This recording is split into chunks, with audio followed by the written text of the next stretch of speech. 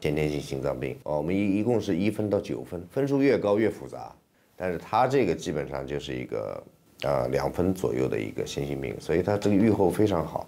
你30多岁了，第一个，所以也要慎重考虑。我的建议是，你就还是可以保留的，好吧？我讲完了，你还有什么问题可以提？基因这个地方，我就想问是哪段人的体基因会影响这个东西的？目前有没有到诊断到这个水平？可以精确的，花的钱越多越精确。那跟这个孩子有什么关系？我在想，看是什么导致的吧。就例如说，如果我们未来嘛，对，如果再继续生的话，对，每个人基因都有问题，没有一个人是完美无缺的。对，就是说看看这个基因是不是致病性。就是你花了6000多块钱查这个东西，基本上是正常的。你孩子要不要？回答我。正常的话肯定是要的。要不要？我现在不确定。这个都不确定啊？就现在还有点犹豫啊。为什么犹豫？因为他毕竟有心脏的基础啊。心脏基因我跟你讲了，成功率99.5%，你要不要？一个是他的健康嘛，第二个就是一些现实，比如说你上幼儿园，他可能有些时候家长会担心啊，他就会跟学校说，学校说完知道，他学校也怕，真的会被拒掉。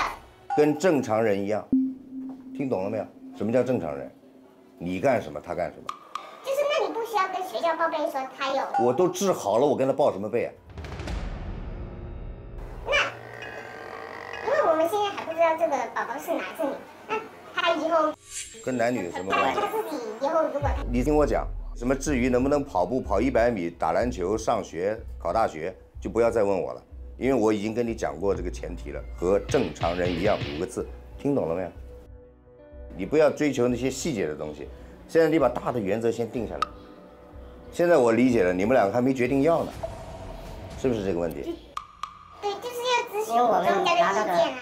你想从我这里达到什么答案，你才想生啊？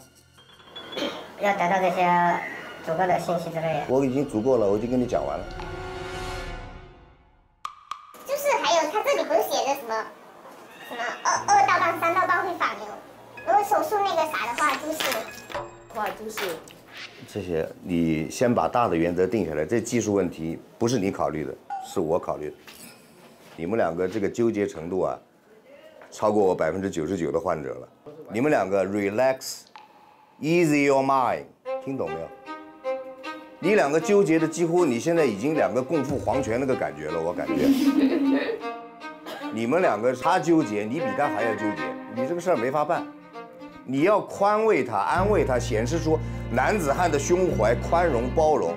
来之不易，30多岁有这个孩子，手术效果这么好，你还纠结什么东西？明白吧，小伙子？谁不是为人父母啊？你要得到一个100%的回答，不可能的。生活当中什么事都存在啊，你能保证你活到多少啊？你要保证我这个孩子这样，孩子那样，你才这样。这个是个鸵鸟心态，在世界上这个事情不成立的。我等会儿出去买个豆浆，也可能被车碰到，懂我意思吧？就是如果是通过手术能变成一个正常人，你接不接受？你要接受，你就去生。